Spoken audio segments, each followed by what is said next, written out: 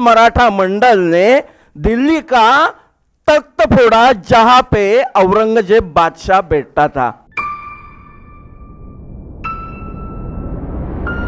श्रीमान श्रीकांत देवेंद्र जोशी जी, आपने पुणे विश्वविद्यालय से अपनी पढ़ाई करी है।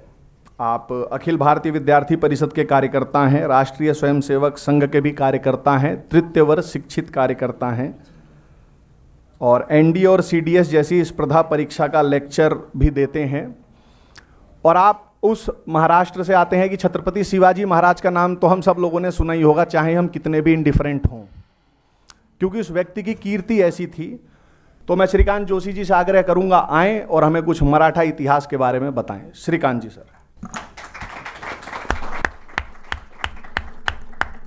धन्यवाद।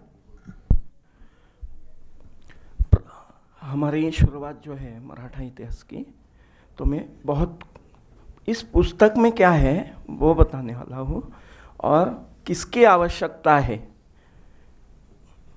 मीनाक्षी जी हैं, डॉक्टर मीनाक्षी जी, तो मैं बहुत छोटा हूँ, फिर भी शुरू करेंगे। प्रतिपचंद्र लेखे व वर्धिष्णु विश्ववंदिता शाहसुन शिवसैषा मुद्रा भद्राय राजते।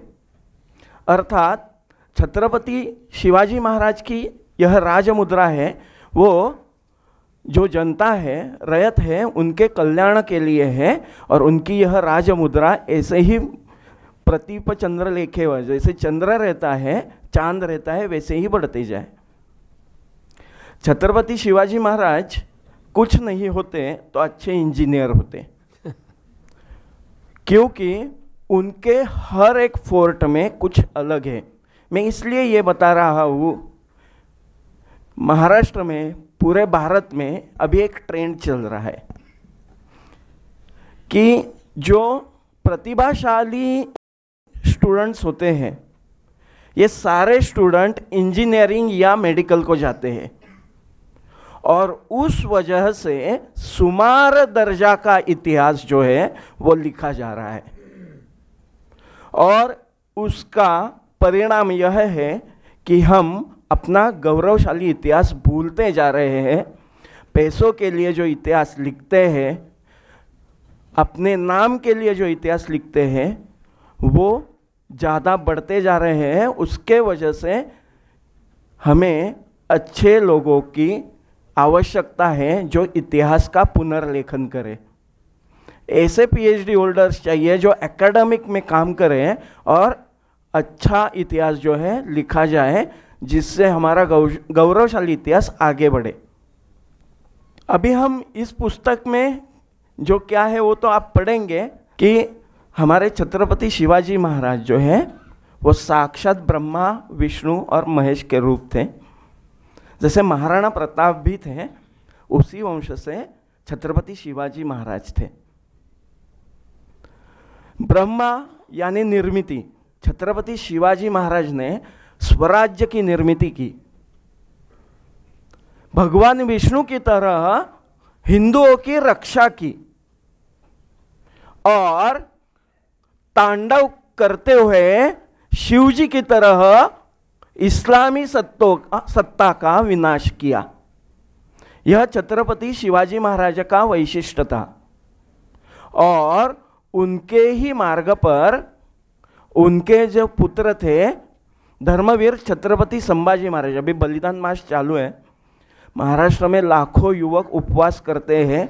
40 दिन जो यातना जो है संभाजी महाराज ने, जो यातना जो है उन्होंने भोगी है, उन्होंने जो यातना जो है वो अनुभव की है, उसका थोड़ा सा भी जो कण है तो वो हमें मिले या उसका अनुभूति हो, इसलिए लाखों युवक महाराष्ट्र में 40 दिन का कड़क उपवास करते हैं।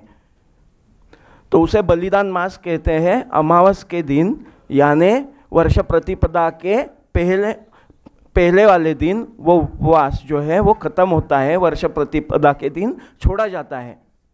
तो धर्मवीर छत्रपति संभाजी महाराज का बलिदान यह चैतन्य देने वाला था, वो दुखद घटना नहीं थी, तो वो चैतन्य घटना थी, क्योंकि जब छत्रपति संभाजी महाराज का बलिदान हुआ तब लाखों युवक खड़े रहे, हमारे मराठों के राजाओं को खत्म किया आपने, उनका बलिदान हुआ। अब हर एक युवक में, हर एक बालक में, हर एक स्त्री में, हर एक महिला में, हर एक बालिका में छत्रपति संभाजी महाराज रहेंगे, ऐसा महाराष्ट्र ने उस दिन सोचा और औरंगजेब को महाराष्ट्र में बुलाया। और उसको खत्म किसने किया?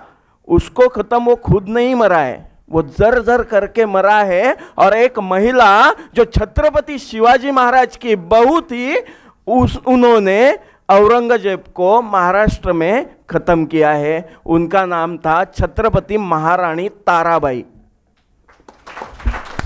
उसके बाद महारानी ताराबाई के बाद जो है वो प्रथम बाजीराव, बाळाजी विश्वनाथ, नाना साहेब पेशवे, इन्होंने जो है छत्रपति शिवाजी महाराज का राज्य है वो साम्राज्य बनाने की कोशिश की।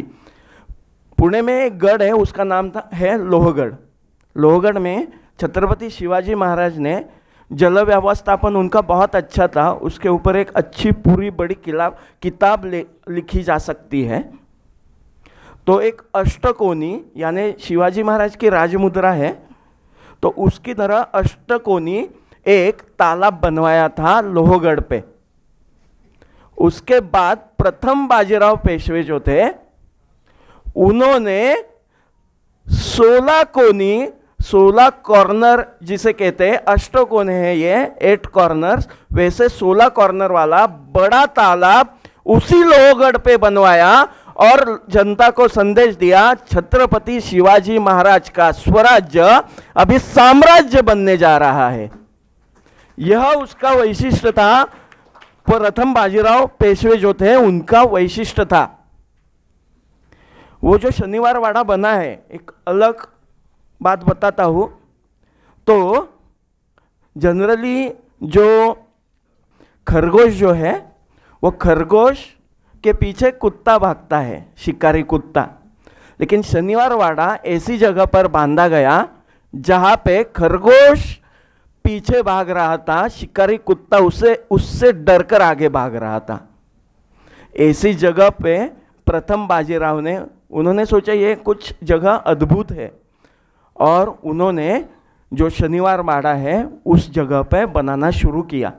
लेकिन बनाते वक्त उसका जो पाया है, जो बेस जो है, तो बेस जो है बनाते वक्त उन्होंने क्या किया है, आदिलशाही सरदार जो थे, मुगली सरदार जो थे, छत्रपति शिवाजी महाराज का महल था लाल महल, वो लाल महल उन्होंने पूरी तरह से डिक्लाइन किया था।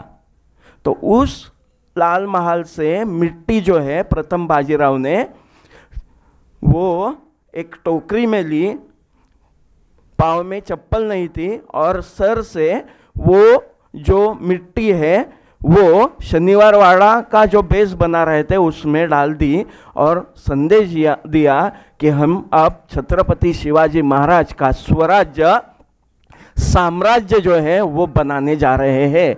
और सारे मराठा साथ में आए, मराठा मंडल बना, और उस मराठा मंडल ने दिल्ली का तख्त फोड़ा जहां पे औरंगजेब बादशाह बैठता था।